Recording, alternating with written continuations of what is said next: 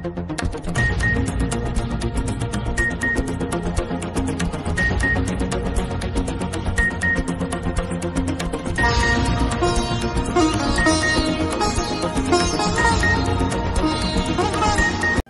বছর ধরে চলে আসা পূজা অর্চনা যেন বাঁচিয়ে রেখেছে করিমগঞ্জের বদরপুরবাসী।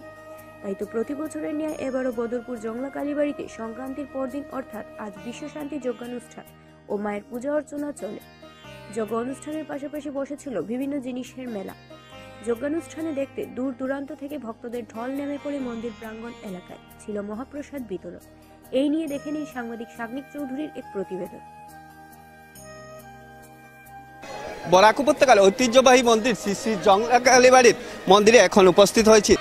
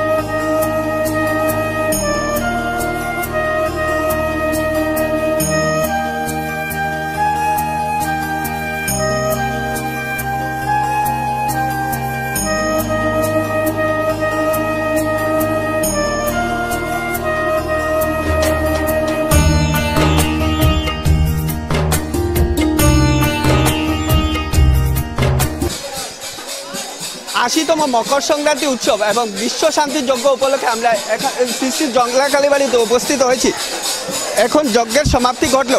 আমরা জেনে নেব মন্দির কমিটি থেকে ৮০তম মকর সংক্রান্তি উৎসব এবং বিশ্ব শান্তি যজ্ঞ আজ চলছে, এখন সমাপন করলো, কি বলবেন? এই জংলা কালী মাতার বাড়ি এই উৎসব আজকে ৮০ বছরে পূর্ণ হলো। ৮০তম বৎসর আমাদের পূর্ণ হয়েছে। আপনারা সবাই জানেন যে ব্রিটিশ পিরিয়ডে ইংরেজ শাসক যখন এখানে রেলের অফিসার ছিলেন, স্বপ্নাদৃষ্ট হয়ে এই মাকে এখান থেকে উদ্ধার করেন এবং সেই থেকে আজ অবধি এই যে আজকে এখানে মারোয়াড়িরা যে কীর্তন করছে, এর কারণ রেলে যারা কাজ করতো সেই সময়ে তাদের বংশজরা এখানে এসে এই মন্দিরকে মানে স্বপ্নাদিষ্ট হওয়ার পরে সেখানে স্থাপনা করেন। এই জন্যই আজকের দিনেও প্রতি বছর এরা যেখানে থাকুক এই উৎসবের দিন এখানে এসে তাদের কীর্তন মাধ্যমে মাকে স্মরণ করে। আপনারা সবাই জানেন জংলা কালী মাতার এক বিশেষ স্থান আছে এই দেশের মানুষের কাছে।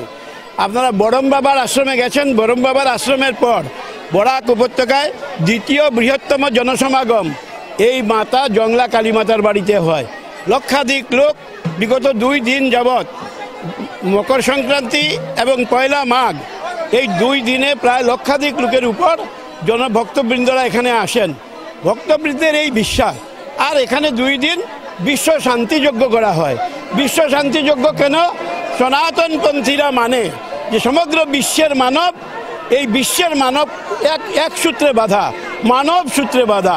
আর এই জন্য বিশ্ব শান্তি যজ্ঞ, বিশ্বের সমস্ত মানুষের কল্যাণ কামনা করে এই বিশ্ব শান্তি যজ্ঞ হয়।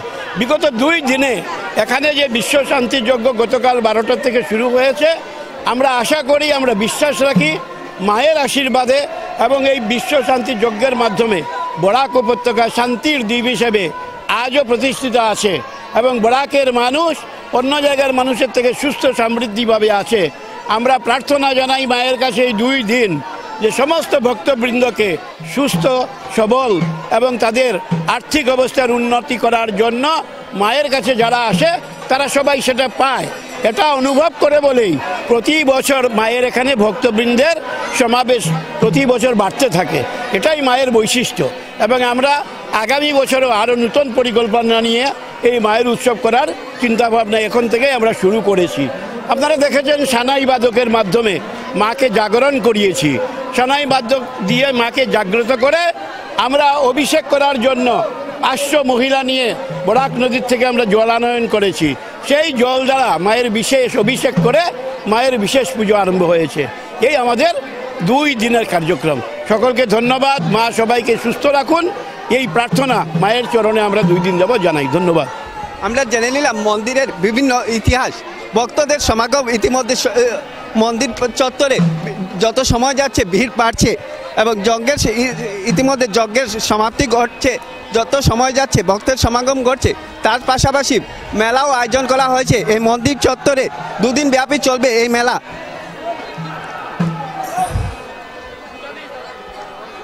আমরা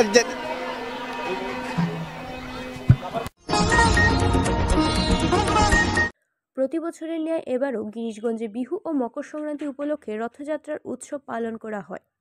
রথযাত্রা উৎসবের পাশাপাশি ছিল মেলার আয়োজন। তবে রথ টানা শেষেই মেলা থেকে কিছু দূরত্বে মকর সংক্রান্তি ও বিহু উপলক্ষেই বসে জুয়া খেলার রমরমা আড্ডা, বসে জান্ডিমুন্ডার দানও। তবে জুয়াকে কেন্দ্র করে করিমগঞ্জের গিরিশগঞ্জ এলাকায় উত্তেজনা পরিস্থিতি সংঘটিত হয় 2 পক্ষের মধ্যে। জুয়া খেলার টাকা আদান প্রদানকে ঘিরেই উত্তেজনা। তবে পরবর্তীতে জুয়া ও জান্ডিমুন্ডা খেলার সাথে জিনিসপত্র ও 2 জনকে আটক করতে সক্ষম হয় করিমগঞ্জ পুলিশ।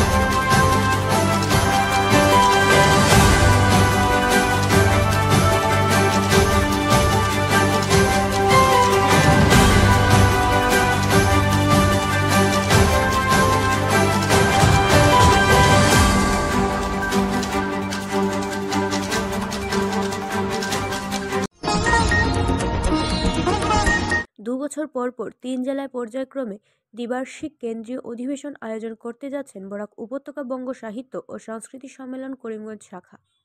30তম দ্বিবার্ষিক কেন্দ্রীয় অধিবেশন 19 থেকে 21শে জানুয়ারি 3 দিনের জন্য থাকছে বিশাল কার্যক্রম। আজ বরাক বঙ্গ কার্যালয়ের সাংবাদিকদের আমন্ত্রণ করে এনে সংগঠনের কর্মকর্তারা 3 দিনের বিশাল কার্যক্রমের রূপরেখা নিয়ে এভাবেই তুলে ধরেন। 19, 20, 21, 3 দিন আর 18 তারিখেও আমাদের ইয়ে আছে, এখানে শোভাযাত্রা হবে এবং প্রতিনিধি সভা। এটা জেনারেলি ওই সম্মেলনের সঙ্গে হয়, আমরা প্রতিনিধি সভাটা আগে করছি এই কারণে আগামী বাকি 3 দিন প্রচুর প্রোগ্রাম আছে। সুতরাং এই দিন যদি আমরা করি সেটা মানে টাফ হয়ে যাবে প্রোগ্রাম এবং সময়ে কুলাবে না।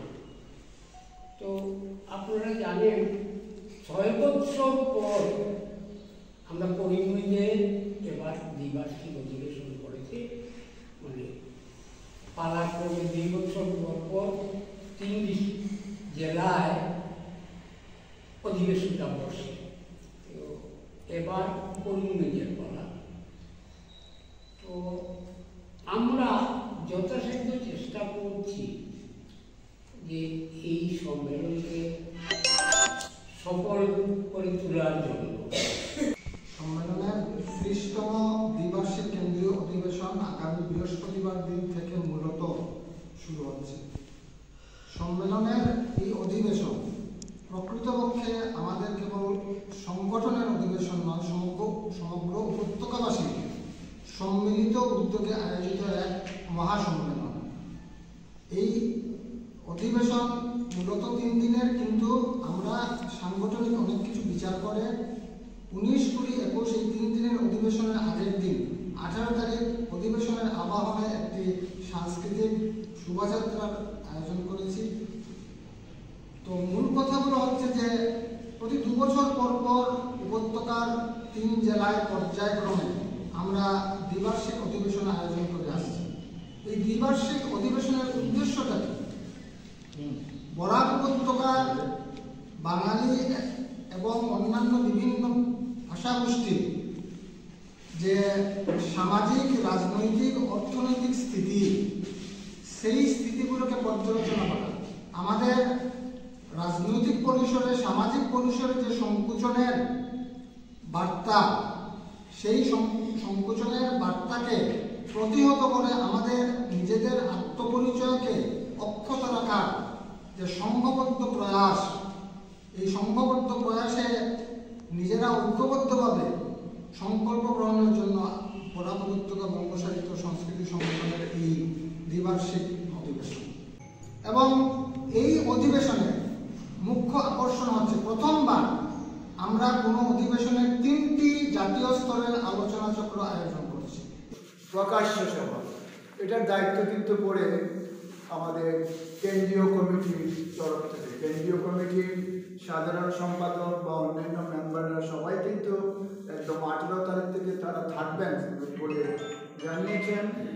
ওই দিন আমরা চেষ্টা করব একজন ভালো স্বনামধন্য কোনো ব্যক্তিত্বকে যদি আমরা পাই, যিনি সভাপতি মানে প্রধান অতিথি হিসাবে থাকবেন, আর যদি কাউকে পাওয়া যায় ওই দিনে এই যে 3 দিনের যে প্রতিনিধি সভাতে যে প্রস্তাবগুলো নেওয়া হয় ওইগুলা পড়ে শোনানো হয়, খুব সংক্ষিপ্তভাবে পড়ে শোনানো হয় এবং এটা শোনান আমাদের কেন্দ্রীয় কমিটির সাধারণ সম্পাদক। প্রতিনিধি সভায় কিন্তু আরেকটি নতুন কার্যবাহী সমিতি হয়ে যায়, সমিতি হয়ে যায় এবং ওটা কিন্তু কাজ শুরু করবে এই অধিবেশন শেষ হওয়ার পর। কাজেই এই অধিবেশনে পুরা কেন্দ্রীয় কমিটির দায়িত্ব কিন্তু আমাদের জেনারেল সেক্রেটারি যিনি এখন আছেন, সভাপতি যিনি আছেন, সহসভাপতি যিনি আছেন, তাদেরই দায়িত্ব বর্তায়। ওইখানে কিন্তু বিশেষ কয়েকটা পুরস্কার দেওয়া হয়, পুরস্কার নাম বলবো, তাদেরকে সম্বর্ধনা দেওয়া হয়, সম্মাননা দেওয়া হয়। সাংবাদিক, প্রাবন্ধিক আমাদের অনেকেরই দাদা শ্রদ্ধেয় সতু রায় মহাশয়কে সুস্থ সমাজ গঠনে অগ্রণী ভূমিকা ও নিরন্তর গঠনমূলক লেখালেখির জন্য সতু রায় মহোদয়কে সেই সম্মাননা দেওয়া হবে। শহরের শিল্পী নয়, বিভিন্ন আঞ্চলিক সমিতি এবং হাইলাকান্দি জেলা সমিতি এবং শিলচর কাছাড় জেলা সমিতির মাধ্যমে গোটা বরাক উপত্যকা শিল্পীদের নিয়ে আমাদের এই অনুষ্ঠান আয়োজন করা। আমরা এখানে প্রতিদিন সকাল 10টা থেকে অনুষ্ঠান শুরু হবে। সম্মেলনের 30তম দ্বিবার্ষিক অধিবেশন আগামী 3 সেপ্টেম্বর হতে যাচ্ছে। তার শুরুতে আমরা 18 তারিখ শোভাযাত্রা দিয়ে আমাদের অনুষ্ঠান শুরু করছি। এবার শোভাযাত্রায় বহুবার্ষিক সূত্র তুলে ধরার জন্য আমরা বাঙালি সংস্কৃতি তথা মণিপুরি রিয়াং দল এদের তুলে ধরার চেষ্টা করছি। আমাদের সময় তৈরি করেছি স্মরণিকা প্রকাশের কাজ এগিয়ে চলছে। এখানে বিভিন্ন লেখকের সুচিন্তিত মতামত এই স্মরণিকায় তুলে ধরা হয়েছে। স্মরণিকার লেখার কিছু ছিল স্বনির্বাচিত, কিছুটা আমরা বিষয়বস্তু নির্বাচন করে দিয়েছি। ভারত জোড়ো যাত্রার পর এবার ভারত জোড়ো ন্যায় যাত্রা। সর্বভারতীয় কংগ্রেসী যুবরাজ রাহুল গান্ধী বিশেষভাবে উদ্যোগ নিয়েছেন অন্যায়ের বিরুদ্ধে ন্যায় প্রতিষ্ঠায় ভারত জোড়ো ন্যায় যাত্রা। আজ সাংবাদিক সম্মেলনে রাহুল গান্ধীজির ভারত জোড়ো ন্যায় যাত্রার উদ্দেশ্য নিয়ে করিমগঞ্জ জেলা কংগ্রেস সভাপতি রজত চক্রবর্তী এভাবেই তুলে ধরেন। আপনারা নিশ্চয় অবগত হয়েছেন যে সর্বভারতীয় কংগ্রেস নেতা প্রাক্তন নিখিল ভারত কংগ্রেস কমিটির সভাপতি রাহুল গান্ধীজি ইতিমধ্যে মণিপুর থেকে অন্যায়ের বিরুদ্ধে ন্যায় প্রতিষ্ঠার উদ্যোগে ভারত জুড়ো ন্যায় যাত্রার শুভারম্ভ করেছেন। গত 14 জানুয়ারি মণিপুর থেকে সেই যাত্রার শুভারম্ভ করা হয়েছে। আজ সেই যাত্রা ডিমাপুর হয়ে আগামী কাল আসামের মধ্যে প্রবেশ করবে রাত্রিবেলা এবং 18 তারিখ সকাল 8 ঘটিকায় শিবসাগরের আমগুড়ি থেকে আসামে সর্বমোট 833 কিলোমিটার 17টি জেলা কভার করে এই যাত্রা রাহুল গান্ধীর নেতৃত্বে এই যাত্রা আসামের মধ্যে অনুষ্ঠিত হইবে। ইতিমধ্যে আমাদের করিমগঞ্জ জেলা কংগ্রেসের আওতায় 8টি ব্লক কংগ্রেস রয়েছে এবং 8টি ব্লক কংগ্রেস থেকে বিভিন্ন স্তরের ইয়ুথ কংগ্রেস, NSUI, সেবা দল, মহিলা কংগ্রেস, বিভিন্ন ডিপার্টমেন্ট এর কংগ্রেস কর্মী সদস্য কংগ্রেসের শুভানুধ্যায়ী ইতিমধ্যে গৌহাটির উদ্দেশ্যে আমগুড়ির উদ্দেশ্যে রওনা দিয়েছেন এবং আজ থেকে সেই যাত্রা করিমগঞ্জ থেকে তারা শুরু করেছেন রাহুল গান্ধীর সেই যাত্রায় যোগদান করার জন্য। করিমগঞ্জ জেলা কংগ্রেসের আওতায় যে 8টি ব্লক রয়েছে সেই 8টি ব্লক থেকে প্রায় 1,500 থেকে 2,000 কংগ্রেস কর্মী সেই যাত্রায় অংশগ্রহণ করবেন। এই যাত্রা মণিপুর থেকে যখন শুরু হওয়ার প্রাক মুহূর্তে বিভিন্ন ধরনের প্রতিকূলতা সৃষ্টি করার প্রচেষ্টা করা হয়েছিল মণিপুর সরকারের তরফ থেকে এবং আসামের মধ্যেও, যাতে সেই যাত্রার প্রতিকূলতা সৃষ্টি করার একটা টেন্ডেন্সি আমরা দেখতে পাচ্ছি। ইতিমধ্যে আমার আসাম প্রদেশ কংগ্রেস কমিটির মাননীয় সভাপতি ভূপেন কুমার বড়া মহাশয় বলেছেন যে রাহুল গান্ধীর এই যাত্রা 18 তারিখ আমগুড়ি থেকে শুরু করে 25 তারিখ সেটা আসামের বর্ডার পার করে পশ্চিমবঙ্গের উদ্দেশ্যে সেই যাত্রা রওনা হবে। তো আমি আজকে এই সাংবাদিক সম্মেলনের মাধ্যমে করিমগঞ্জ জেলার যারা কংগ্রেস কর্মী আছেন প্রত্যেক স্তরের কংগ্রেস নেতা কর্মীদেরকে অনুরোধ করছি যে আপনারা শিবসাগরের আমগুড়ি হোক কিংবা গৌহাটির বেলতলা, জোড়াবাট, গণেশগুড়ি এই অঞ্চল দিয়ে যাত্রা, রাহুল গান্ধীর পদযাত্রা চলবে। আপনারা স্বাস্থ্য পরিষেবা ক্ষেত্রে করিমগঞ্জ মা তারা হেলথ কেয়ার বিশেষভাবে সুনাম রয়েছে। দক্ষ চিকিৎসকদের নিয়ে এনে রোগীদের চিকিৎসা সেবায় রত প্রতিষ্ঠান কর্তৃপক্ষ।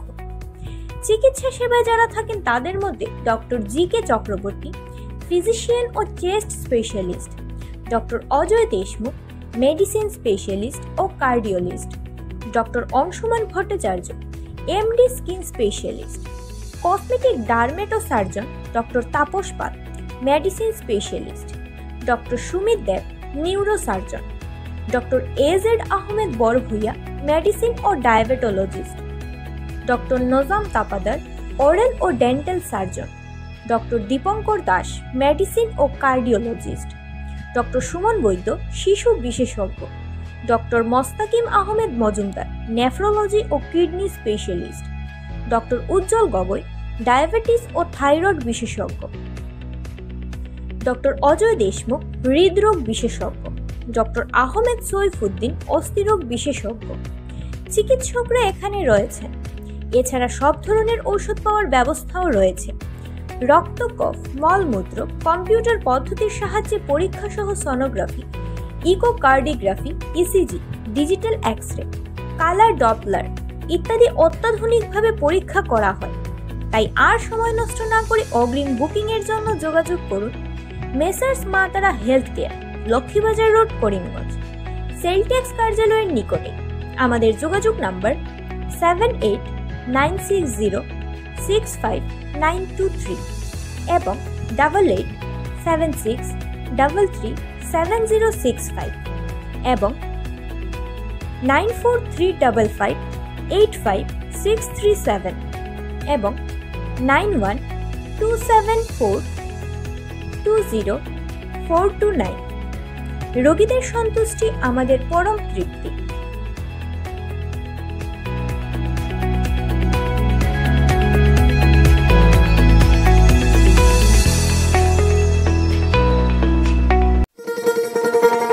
শোনো শোনো ভোজন রসিক, শোনো মন দিয়া, ঝাঁঝের স্বাদে রান্না করো লং তরাই দিয়া। ইলিশ সর্ষে পোস্ত বাটা যেমন ইচ্ছে নাও, মালাই চিংড়ি মাংস কষা চেটে পুটে খাও, আহা চেটে পুটে খাও, আহা চেটে পুটে খাও।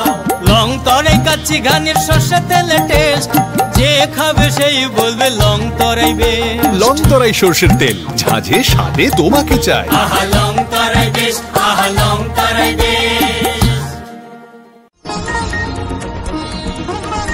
বরাক উপত্যকার প্রবীণ সাংবাদিক তথা ভাষা সেনানী স্বদেশ বিশ্বাস আর্নি আজ সকালে শিলচর শহরের অম্বিকাপুরটির নিজ বাসগৃহে শেষ নিঃশ্বাস ত্যাগ করেন প্রবীণ সাংবাদিকজন।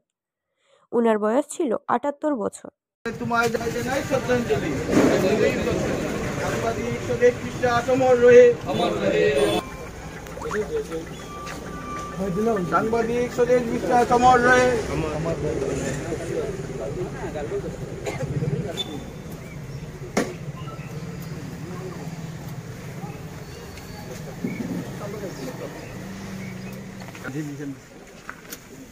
ফোন দেও না বেজান তুলবে।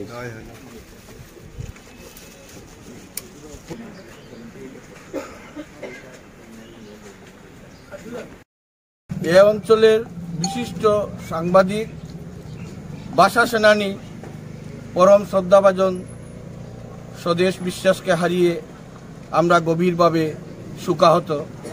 শিলচর প্রেস ক্লাবের পক্ষ থেকে আমরা তার উদ্দেশ্যে বিনম্র শ্রদ্ধাঞ্জলি নিবেদন করছি। এ অঞ্চলের সাংবাদিকতা জগতে তার যে নিরলস অবদান তা চিরস্মরণীয় হয়ে থাকবে। তার এভাবে চলে যাওয়া নিশ্চিতভাবেই এ অঞ্চলের সংবাদ মাধ্যমে যে গভীর শূন্যতা তৈরি হয়েছে সেটি সহজে পূরণ হওয়ার নয়। যে সময় সাংবাদিকতার ক্ষেত্রে চরম প্রত্যাহ্বান ছিল, অত্যন্ত কষ্টে নানা ধরনের ত্যাগ স্বীকার করে যখন সাংবাদিকতা করতে হতো, যারা এই অঞ্চলের সংবাদ জগৎকে বলিষ্ঠ হাতে এগিয়ে নিয়ে গিয়েছিলেন, স্বদেশ বিশ্বাস তাদের মধ্যে অন্যতম। পেশা হিসাবে নিছক নয়, একেবারে নেশাগ্রস্ত হয়ে, অর্থাৎ সামাজিক দায়বদ্ধতা নিয়ে যে কিভাবে সেই নেশা ছিল, যে কিভাবে বরাক উপত্যকাকে সঠিক দিশা দেখানো যায়, সেই লক্ষ্য নিয়ে তিনি হাতে কলম তুলে নিয়েছিলেন। আমরা দেখেছি সকল অন্যায়ের বিরুদ্ধে, অসত্যের বিরুদ্ধে, সাম্প্রদায়িকতার বিরুদ্ধে, বিচ্ছিন্নতাবাদের বিরুদ্ধে তিনি সব সময় কলম ধরেছেন মানুষের স্বার্থে। এবং সাংবাদিকতার যে নীতিনিষ্ঠ নিয়ম রয়েছে, বিধি রয়েছে, সব কিছু মেনে তিনি চলতেন এবং সব সময় তিনি নতুন প্রজন্মকে তিনি উদ্বুদ্ধ করতেন, তাদের উৎসাহ দিতেন যে প্রকৃত সাংবাদিকতা যাতে এই অঞ্চলে গড়ে উঠে, সেই পরিবেশ যাতে তৈরি হয় এবং সকল প্রভাবশালী মহলের বিরুদ্ধে তিনি সোচ্চার ছিলেন এবং সাংবাদিকতা পেশা যাতে কোনো অবস্থায় কলুষিত না হয় সে ব্যাপারে কার্যত। কাছাড়ের ধলাই জামালপুরে পুরনো ঝগড়াকে কেন্দ্র করে সংঘটিত হল এক চাঞ্চল্যকর হত্যাকাণ্ড। দলবদ্ধ আক্রমণে মৃত্যু হল বাবু লস্কর নামের 27 বছরের এক যুবকের।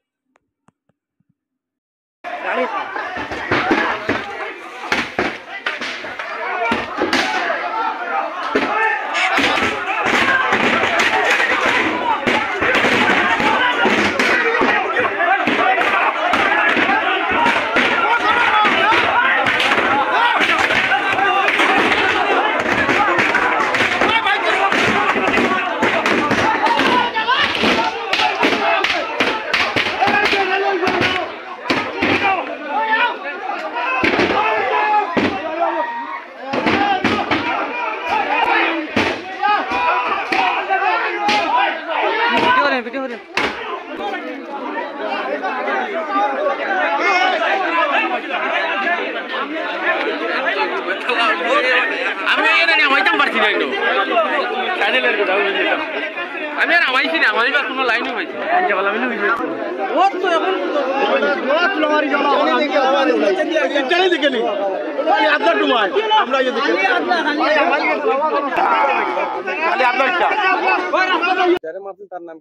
বাবু। ঘটনাটা হয়েছে আমার লগে তারা পুরানো দুশ্মনী আছে, আমি তারা একটি বোলেরো গাড়ি আছে এইটা চালাইতাম, আমাকে তারা মণিপুর পাঠিয়েছে। মণিপুরতে আসার সময় 22 কুইন্টাল লুট আসলো গাড়িতে, তাহলে তারা গাড়ির টায়ারটা একটু একটু কেটে পড়ে গেছে। ঘরে আসার পরে তারা গাড়িটার জরিমানা দেওয়ার লাগে কইছে 10,000 টাকা। আমি এখন ড্রাইভার মানুষ, 2 টাকা রুজু করলে 10,000 টাকা তারা কিরকম দিব, তাও তাতে বিবাদ লাগিয়ে আমার লগে মায়ের পিট করছে। তারা আমার কাছে আমার লগের এরা পয়সা পাইতো, আমার ঘরে গেছে পয়সা না, তারা মনে করছে তারা মারার লাগি গেছে। 2 জন মানুষ খালি আমার লগে গেছে, আমরা রাস্তার বাইরে আধা রাস্তা আবার পিছেতেই তারা অ্যাটাকটা করে লইছে। আমরা লগে লগে সামনে ফিরে লাইছি, ফিরানি ফিরে দেখছি তো একগু মানে ফালাই আসছে। তারপরে আমরা বাড়ি পড়ে যেত, আমরা ফড়িয়া দড়িয়া 2 জন বাগি গেছি। মার তো আসলো আমার প্রাণে মারার, অনেক দিন থেকে প্রাণে মারার হুমকি দেয়। আমি থানাতে এফআইআর দিছি একটা, আজকের দিনের মধ্যে গিয়ে একটা এফআইআর দিছি। আমি প্রশাসনের কাছে অনুরোধ জানাইছি আমাকে মেরে ফেলবে ওরা, আপনারা একটু সাহায্য করুন। ওনারা বলছে কালকে সকালে আসার জন্য। কালকে সকালে আসতে আসতে এখন সন্ধ্যাবেলায় ঘটনা। তাহলে তার জায়গাতে আমি থাকলে তাহলে তো আমাকেও মেরে ফেলতো। উদ্দেশ্যটা আমারে মারার, কিন্তু আমাকে মনে করে ওকে মেরে ফেলছে। আমার লোকের বন্ধু অ্যাটাক করে মেরে ফেলছে। দেখো আমার চোখের সামনে ওরা মেরে ফেলছে। দিনও তারা একবার আক্রমণ করছে, তাও আমারে সেদ মারা লাগে। আমি মোটরসাইকেলে আসলাম, তাও আমার মা চিল্লাচিল্লি বুনিয়া মানুষ লোকজন, গ্রামের লোকজন আইছে। তারপরে আমার মা গিয়া জাপ দিয়া তার উপরে পড়ছে। আমার মার হাতে একটা সেদ লাগছে, 2টা আঙ্গুল কাটছে। আমার 10 থেকে দীর্ঘ বছর থেকে কাজ করে আসা অস্থায়ী কর্মী সকলের স্থায়ী চাকরিকরণ, স্থানীয় যুবক যুবতীকে নিযুক্তি সহ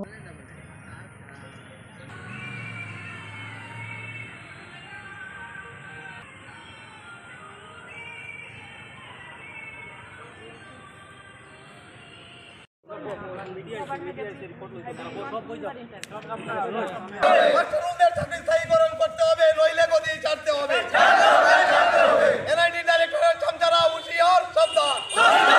সামান্য গুয়াহাটি হাইকোর্টের নির্দেশ পালন করা হচ্ছে না কেন? জবাব চাই, জবাব দাও। এনআইডির সর্বোচ্চ সংস্থা পিওজি নির্দেশ পালন করা হচ্ছে না কেন? জবাব চাই, জবাব দাও। এনআইডির মাস্টার রুলদের চাকরি স্থায়ীকরণ করতে হবে, নইলে গদি ছাড়তে হবে। মাস্টার রুলদের চাকরি নিয়ে স্থিতি মেনে গেলা মানছি না, মানবো না। নূতন নিযুক্তিতে স্থানীয়দের প্রাধান্য দিতে হবে, নইলে গদি ছাড়তে হবে। মহামান্য গুয়াহাটি হাইকোর্টের নির্দেশ পালন করা হচ্ছে না কেন? জবাব চাই, জবাব দাও। বিজ্ঞাপনের নামে লক্ষ লক্ষ টাকা আত্মসাৎ করে ফেরত দেওয়া হচ্ছে না কেন? জবাব চাই, জবাব দাও। নিযুক্তির বিজ্ঞাপন দিয়ে লক্ষ লক্ষ টাকা ফেরত দেওয়া হচ্ছে না কেন? জবাব চাই, জবাব দাও। এবারে নিযুক্তিতে স্থানীয়দের প্রাধান্য দিতে হবে, নইলে গদি ছাড়তে হবে। তলে তলে প্যানেল লিস্ট বানানো মানছি না, মানবো না। তলে তলে প্যানেল লিস্ট বানানো মানছি না, মানবো না। চামচারা হুঁশিয়ার, সাবধান। ডাইরেক্টরের বসে বসে চামচাগিরি করা মানছি না, মানবো না। ডাইরেক্টরের বসে বসে চামচাগিরি করা মানছি না, মানবো না। আমাদের রক্ত দিয়ে চিনিমিনি গেলা মানছি না, মানবো না।